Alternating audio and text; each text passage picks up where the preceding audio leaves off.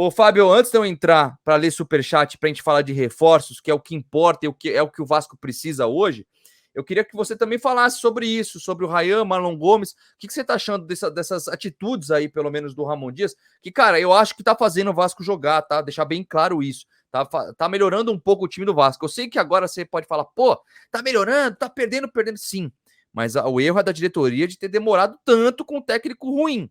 Agora, a culpa não é só dele, né? A maior culpa é da diretoria do Vasco. Pedindo like ainda pra galera aí, 2.500 simultâneos, deixar like, se inscrever e compartilhar nossa live, tá? Daqui a pouco eu vou ler superchat. Mas o que você acha sobre esse assunto aí, Fábio? Marlon Gomes e o Ryan, cara, que são jogadores que têm qualidade, né? A gente já viu que eles entregam, né? Eles têm qualidade. O Ryan é um menino de personalidade, apesar de ter apenas 16 anos. Agora, é muito difícil, Gui, e o Edmundo vai entender isso perfeitamente. Você, da mesma forma que viveu do lado de cá como eu, a gente não acompanha o treinamento. Então, eu não posso te dizer assim, mas, porra, ele não tá indo nem foi pro jogo, porque treinou muito mal a semana inteira. Então, o fulano treinou melhor do que ele. Eu consigo explicar. Né? Isso foi um questionamento que eu fiz ao Maurício Barbieri. Vocês vão lembrar depois do jogo com o Flamengo, sobre o Galarça. Falei, por que o Galarça é titular? Lembro. Porque a gente não acompanha treinamento. O que ele faz no treino que credencia ele a ser relacionado e até, em algumas vezes, ser titular? Então, assim, eu não consigo entender de fora, né, olhando, que já entregou na carreira o que a gente viu o Marlon Gomes, no curto espaço de tempo, no profissional que a gente viu do Ryan. Paulinho, Prachete, Serginho. Serginho nem foi para o jogo sábado, mas eu digo assim, esses caras serem preteridos e esses outros estarem jogando. O Prachete foi bem. O que é ir bem? Ele teve uma bola, um passe decisivo no jogo. Um passe. Porra, é muito para o meia? É suficiente? Um passe decisivo no jogo inteiro? Esses são os números dele do SofaScore.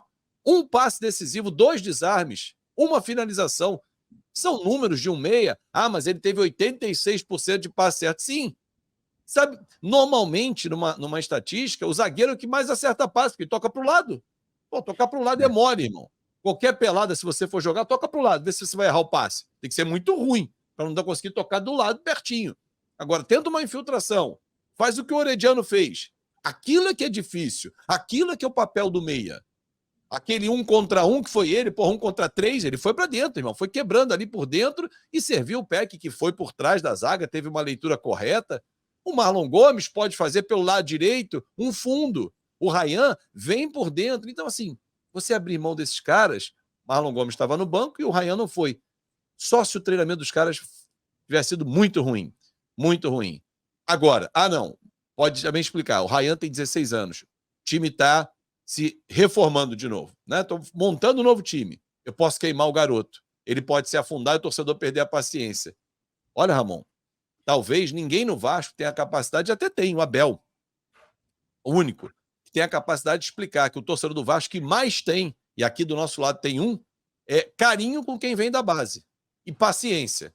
Agora, quem vem de fora, irmão, num momento como esse, se começa a errar, a paciência é do tamanho do salário do professor Raimundo, é bem pequena. Agora, da base, eu tô mentindo, Edmundo, o carinho do torcedor, a paciência com quem vem da base é muito maior. E principalmente quando a gente já sabe que ele é vitorioso, que ele é talentoso. Cara, esse moleque vai acontecer. Agora, tirá-lo do jogo, eu não vejo sentido. Quer responder, Edmundo, sobre isso? Você acha que tem mais paciência mesmo a torcida?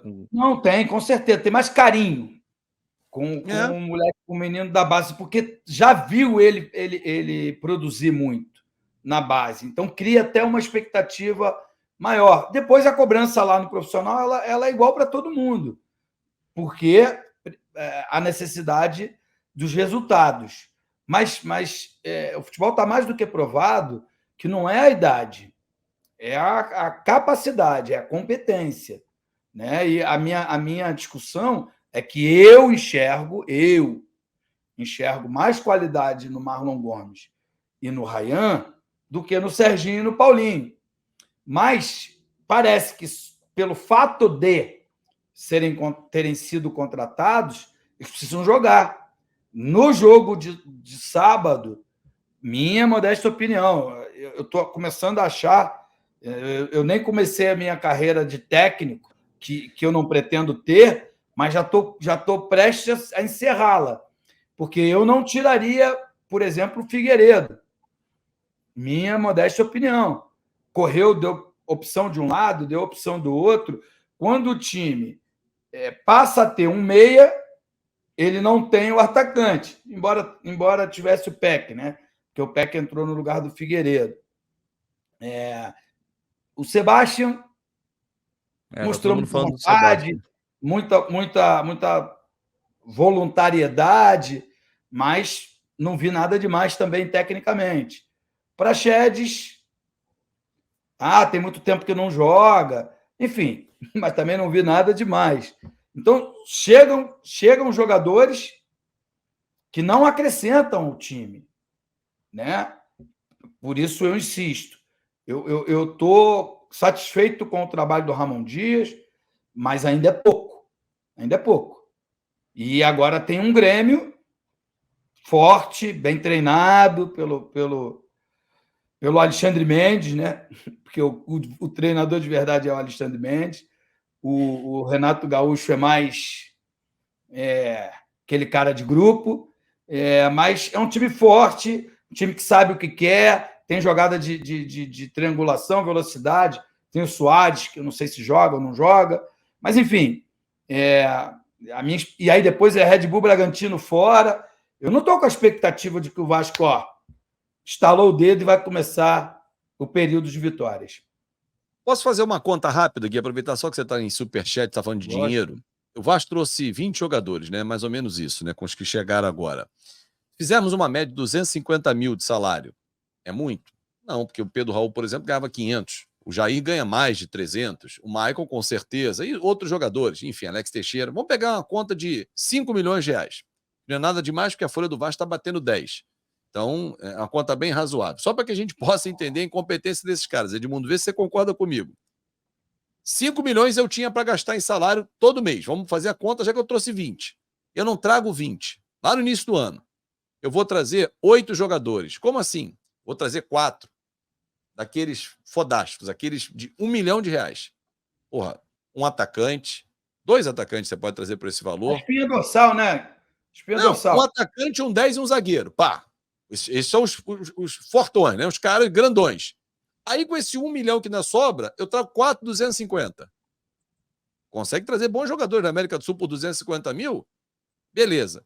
Os 2 laterais que estão lá viriam por esse valor. Exatamente. O restante, Fábio, como é que você compõe? Com quem já estava no elenco. Você teria um time com 4 caras decisivos, principalmente 3 na frente, um 10 e 2 atacantes feras. E o restante, cara, toca o barco. Não, vou contratar. Melhor contratar 20 ganhando 500. Aí o que a gente tá vendo, 20 ganhando 200, perdão. A gente tá vendo 250, a gente tá vendo aí o final do filme. Foi na quantidade, não foi na qualidade. E isso ficou muito evidente, né, cara? Porque antes de abril, não sei se vocês lembram, mas tiveram 3 janelas, entre aspas, do Vasco. Uma no começo do ano, uma pós-Carioca e agora que tá rolando, né? No começo, no Carioca, a gente já falava disso, né, Edmundo? Fala, precisava trazer um 10. Aí ele falou, não, em abril...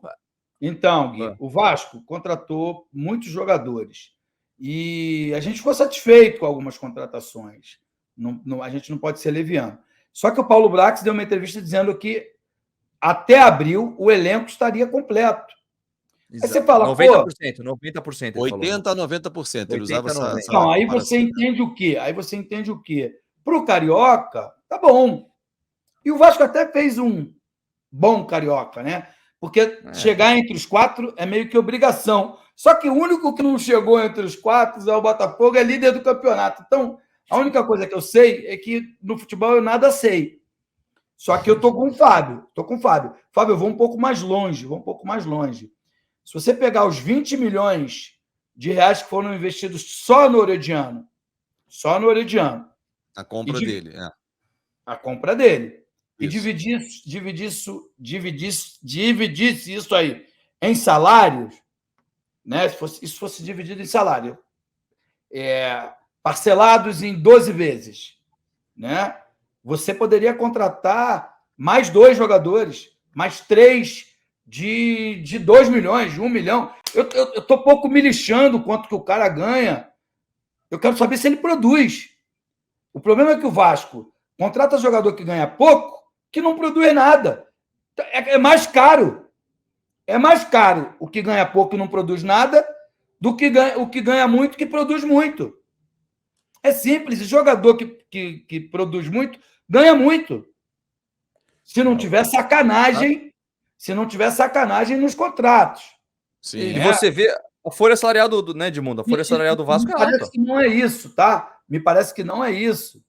Me parece que é erro mesmo de conhecimento.